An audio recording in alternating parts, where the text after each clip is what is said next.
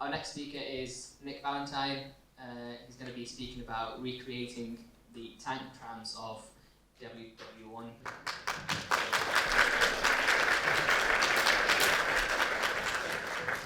Thank you very much. Okay, so there is a green garden shed on wheels positioned outside John Dalton building. That is meant to be the tank tram, and that is my fault. Since leaving university, a lot of my friends have bought houses, they've got married, they've had children. I've partially completed a tank tram project. So a little more about me. So I'm an engineer for the civil service with a background in robotics. I studied at the University of Salford, so not that far away. I'm a key volunteer, and today I'm here representing the Manchester Association of Engineers, and I'm also an Army reservist. So, just to destroy any trust that you might have had in me, the title of my talk is a complete lie. I'm not going to talk about the tank trams of World War I, okay? The reason for that being that we don't really know a huge amount about them. What I am going to do is I'm going to tell a story. And the reason behind that is to tell you guys and to give you the message that you've all got skills. And you can use those to provide social impact and learn new skills at the same time. That's what I want to get across. So, I've said I'm going to tell a story. Once upon a time. So, 2013. I'm studying mechanical engineering at the University of Salford, and I'm coming to the end of an industrial placement year at National Grid. My mentor just happened to be Mr. Carl Johnstone, who you met earlier. And around that time, I was offered a poisoned chalice. I was offered leadership of the Salford University Engineers Union, so the engineering society at the University of Salford. Around that time, the students and our members wanted more practical experience. And we were wondering how we're going to provide that. A lot of people said Formula Student. At that time, that wasn't the solution. The university weren't particularly supportive, and we didn't have the funding to be able to do that. So we had to look around for different projects. And I was volunteering at Heaton Park Tramway. I approached one of the leadership there, a man by the name of Derek Shepherd in his early 80s at the time. And I said, if you had extra resources, what would you do? If you could run any project, what would you do? And at that time, the centenary, the commemorations of the First World War were coming up. And he said, if I could do anything, I would recreate a tank tram. And I said, great, let's do it. Let's build a tank tram, let's do it. Tank tram, tank tram. Sorry, what's a tank tram? So, a little bit of context. During the First World War, the government wanted to get the public more involved in the war effort. So it did that by getting them to donate to the war effort. Around this time, so towards the end of the war, they would send tanks around the towns on tours, and they would ask people to come and donate money to the tanks in order to buy more tanks. Those cities that couldn't get a real tank, a lot of towns and cities in the UK had a corporation tramway. So any city that couldn't get a real tank, they would dress up one of their trams as a tank. And the idea is absurd. Can you imagine today in Manchester city centre, someone putting fake rocket launchers on a Metrolink tram and asking you to donate money to it? The idea is ridiculous. Well, at this time, they thought that kind of propaganda was appropriate, and people gladly gave money to it. What you can see there, so the top one, that is Blackpool, and the one below it is Burnley. And these were only temporary structures, that's why we don't know a huge amount about them. They're made of canvas and wood and paint.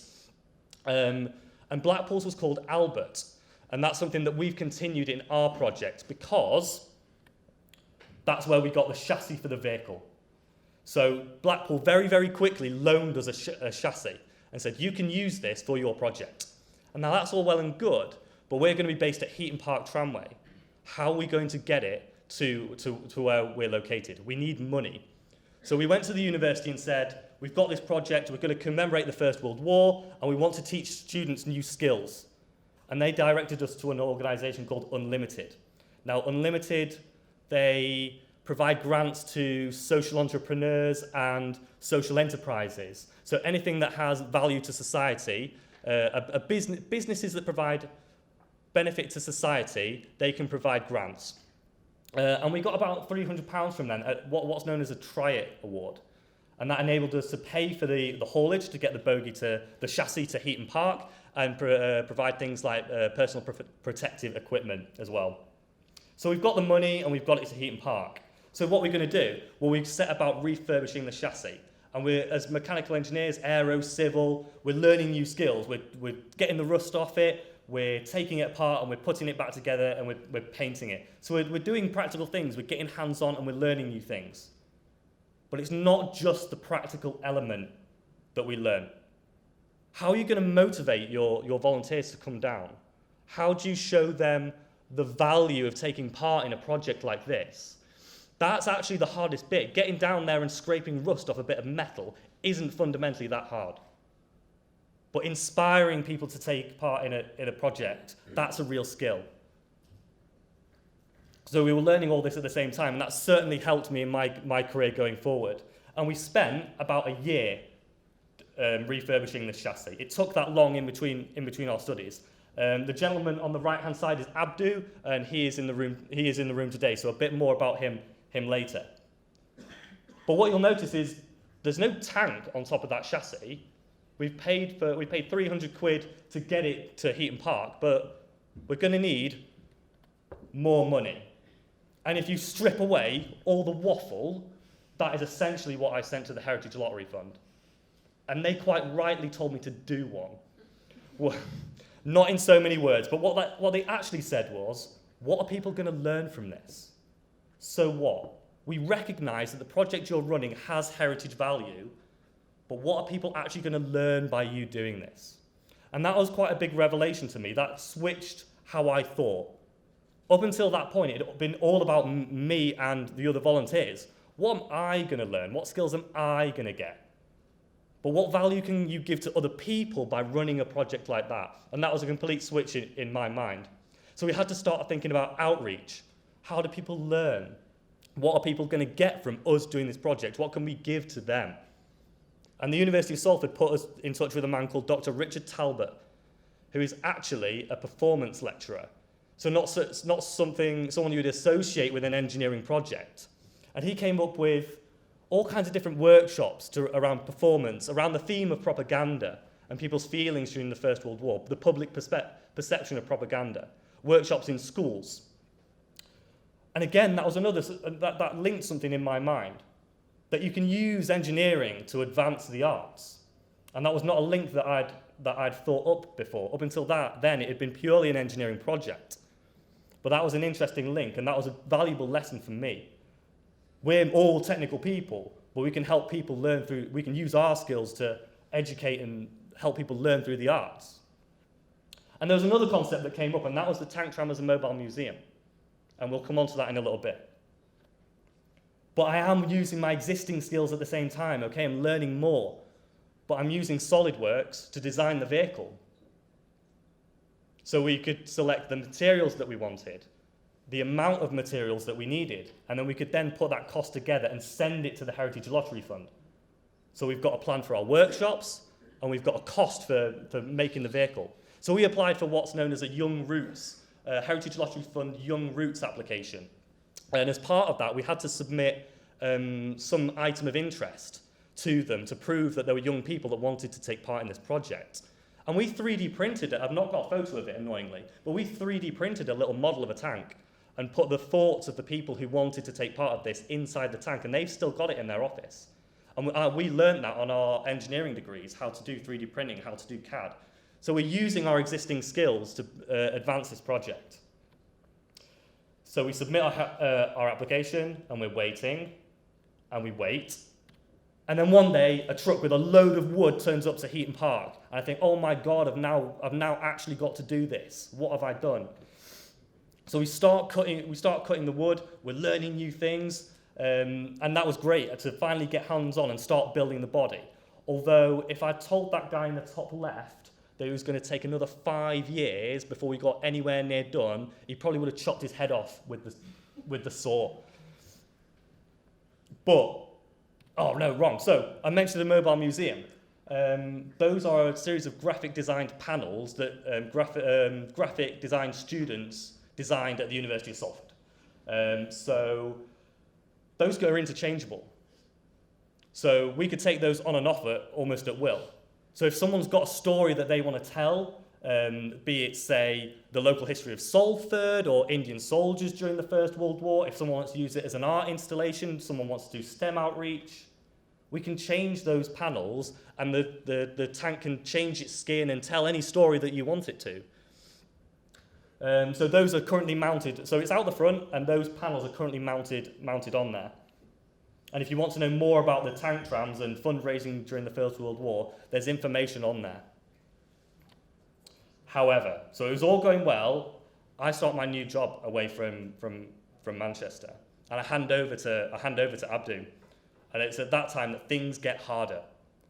We run out of space at Heaton Park, and they ask us to leave, so we have to go to the University of Salford. It became harder to recruit volunteers as our contacts and our connections moved on. It became harder to recruit volunteers. We hadn't invested in those relationships.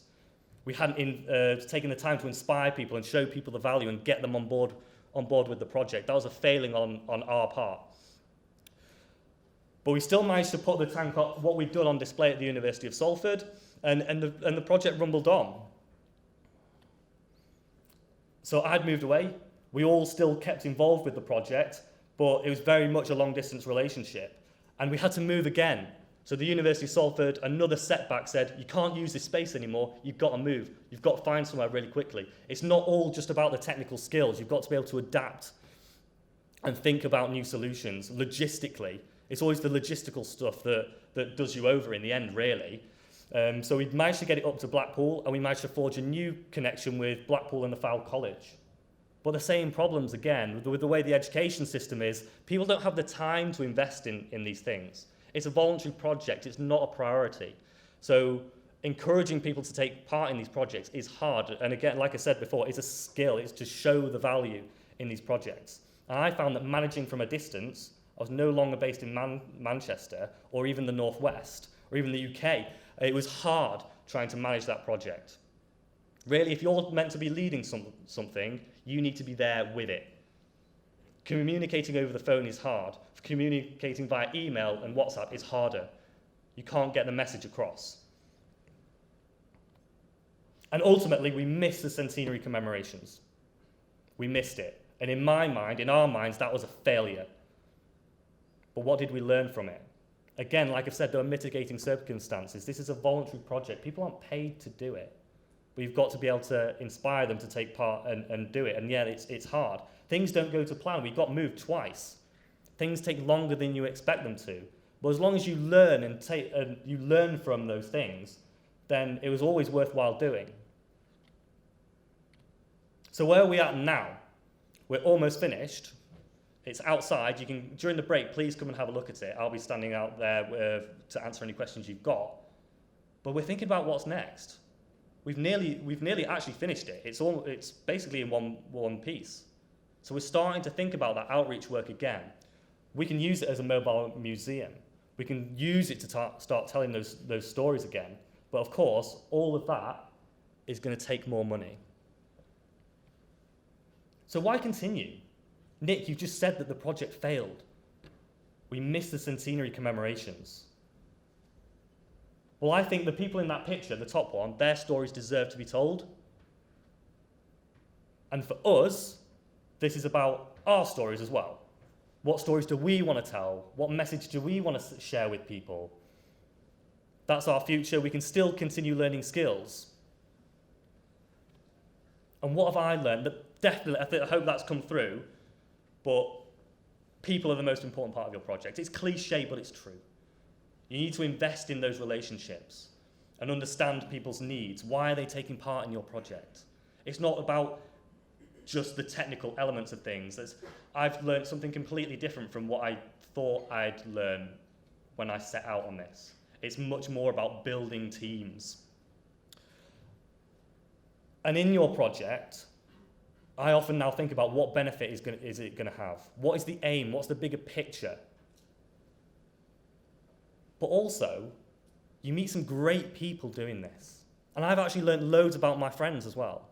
So Wednesday, we transported it down from Blackpool on the motorway. My friend towed it with his Land Rover, and I was messaging people about this, and they said, Nick, this is crazy. And I said, I know, it's great. I love it. You find out more about your friends, you can build relationships with other people, and most of all, it's fun and rewarding. So I definitely get a sense of pride now that it's sat outside here. I've got a sense of pride that, yeah, I helped out with that. My friends helped out with that. I've met some great people doing that, and now we can go forward and actually have some fun with it. And also that Chain is a great platform for sharing ideas. So if you do have an idea, if you want to share something, consider standing up here and sharing the message with people like yourselves. And yeah, get involved. So like I said, the story continues. The tank is a blank canvas. If you want to use it for an art installation, you want to do STEM outreach with it, whatever idea you have, get in touch and we can talk it through. I'm up for doing pretty much anything with it, really, and we want to share those stories as widely as possible. And we want people to develop their existing skills whilst learning new ones as well. So we do have a Facebook page. The email address is up there, and any ideas that you have, yeah, please share them with us. So I started off and said that my talk was a lie, okay? And I said I was going to tell a story. Stories generally have messages, and my message is, well, what are you going to do? You all have skills. Everyone has skills. You've all got drive. You've turned up on a Saturday early in the morning to hear people talk about engineering. And really, it doesn't matter what it is. If you're using those skills to benefit people, if you've got an idea, it doesn't really matter what it is. If you're using your skill to benefit wider society, it doesn't really matter what it is. I built a tank tram. You could do whatever.